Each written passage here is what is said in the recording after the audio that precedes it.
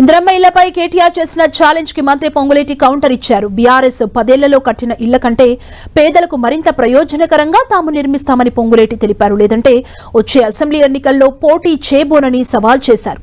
తాము మాట నిలబెట్టుకుంటే కేటీఆర్ పోటీ చేయకుండా ఉంటారా అంటూ ఛాలెంజ్ చేశారు.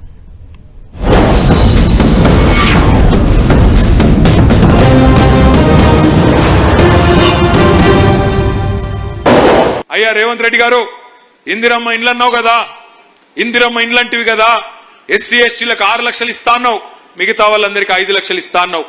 హైదరాబాద్ మహానగరంలో ఒక్క ఇందిరమ్మ ఇల్లు నువ్వు కట్టినట్టు చూపెడితే, ఒక్క ఇందిరమ్మ ఇల్లు నువ్వు కట్టినట్టు చూపెడితే నేను శాశ్వతంగా రాజకీయ సన్యాసం తీసుకుంటా, దమ్ముందా రుజువు చేయని చెప్పి నేను వారిని ఇవాళ సవాల్ చేస్తా ఉన్నా.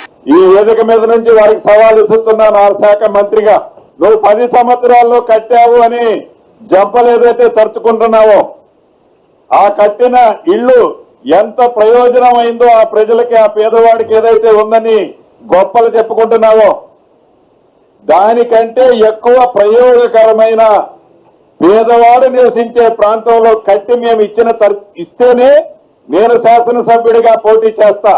ఒకవేళ నేను కట్టలేకపోతే నేను పోటీ చేయను. మరి నేను కట్టితే నువ్వు శాసనసభ్యుడిగా పోటీ చేయకుండా ఉండటానికి నువ్వు సిద్ధమా అని ఈ వేదిక మీద నుంచి వారికి